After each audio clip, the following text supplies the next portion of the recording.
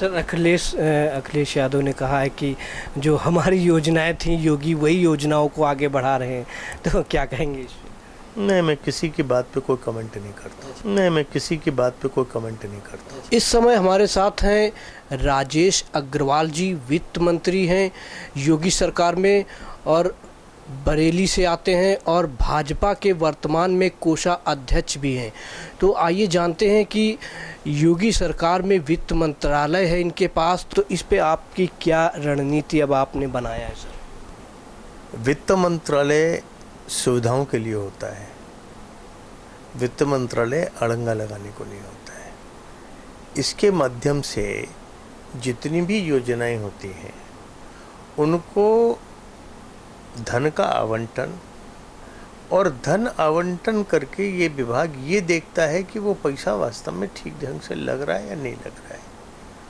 Sir, Purvanchal में बड़े पैमाने पर पलायन देखा जाता है, बेरोजगारी देखी जाती है, कई इंडस्ट्री जो है उस तरीके की बंद हो गई हैं, तो अब क्या आपका जो है वरिष्ठ मंत्री हैं योगी सरकार, ये जो इस तरह की बात करके किसी विषय को निकालना, मैं आपसे कहा कि स्पेसिफिक बात करो तो मैं स्पेसिफिक उत्तर दूँ। निश्चित रूप से पूर्वांचल की अपनी समस्या है, बुंदेलखंड की अपनी समस्या हो सकती है, पश्चिम की अपनी समस्या हो सकती है, हर स्थान की समस्या अलग अलग होती है। और ये योगी जी की सरकार हर समस्या से निपटने के लिए पूरी तरह से तत्परता के साथ लगी हुई है।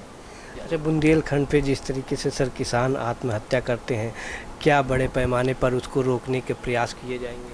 आत्महत्या करते हैं नहीं करते हैं, आप ज़रूर आत्महत्या करा देते हो, लेकिन इतना निश्चित है कि ये भारतीय जनता पार्टी की सरकार जो माननीय योगी जी के नेतृत्व में चल रही है उत्तर प्रदेश में, और माननीय प्रधानमंत्री जी ने, हमारे माननीय राष्ट्रीय अध्यक्ष जी ने चुनाव से पहले घोषणा की थी कि यहाँ का काश्तकार जो लघु और सीमांत है, वो काश्तकार आज परेशान है, उसके पास साधन नहीं है। नेचुरल कैलेमिटी से उसने बैंकों से जो लोन लिया था वो लोन वो दे पाने में असमर्थ हो गया है, परिणाम वो लोन के नीचे दब चुका है।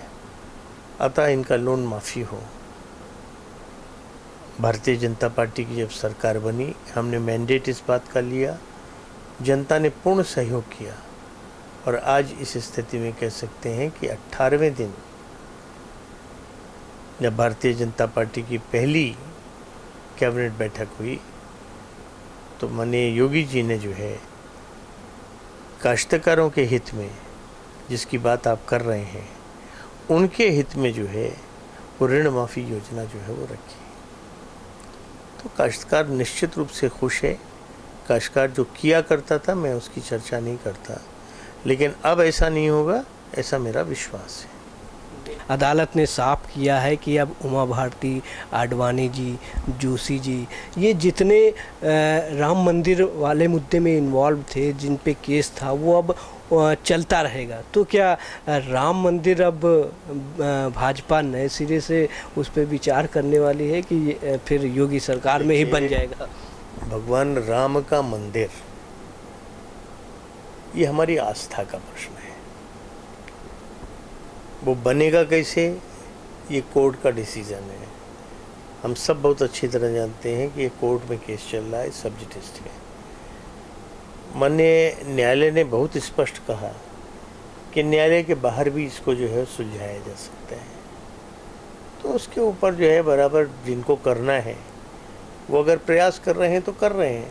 सरकार इसलिए नहीं होती है, सरकार अपने काम के लिए होती है। सरकार जनहित के अंदर जो है वो अपने काम कर रही है।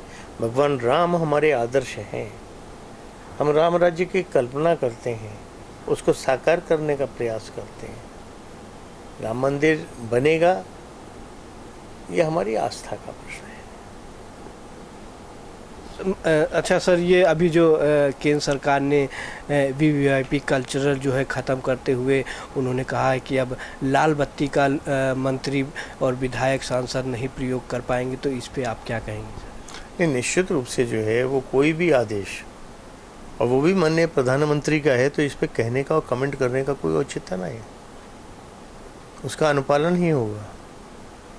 अच्छा सर, 3 तलाक पे आप क्या कहेंगे? 3 तलाक इस समय बड़े ज़ोरों शोरों से मुद्दा बना हुआ है पब्लिक में, और जो पीड़ित थी अभी तक जो है उनकी आवाज़ दबी थी, इस तरीके से मुखर होके नहीं सामने आ पा रही थी। लेकिन भाजपा जब से केंद्र में आई और फिर उत्तर प्रदेश में योगी की सरकार बनी, भारतीय जनता पार्टी जब से आई तब से जो है वो 3 तलाक की बात आई, ऐसा नहीं है।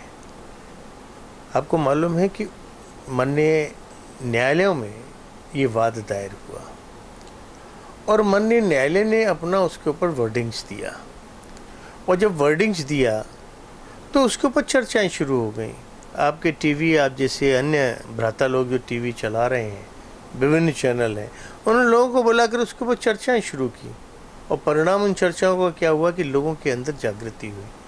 वो जो दबी कुचली और अशक्त महिलाएं थीं, जिनका कोई शायद नहीं था, पुरसा हाल नहीं होता था, उन्होंने अपनी आवाज़ को बुलंद किया, और उसका परिणाम जो भी है ये तो एक समाज का विषय है, और चूँकि कोर्ट के अधीन है तो कोर्ट अपने आप ही इसको डिसाइड करेगा। सर, अखिलेश यादव ने कहा है कि जो हमारी योजनाएं थी योगी वही योजनाओं को आगे बढ़ा रहे हैं, तो क्या कहेंगे इस पे? नहीं, मैं किसी की बात पे कोई कमेंट नहीं करता।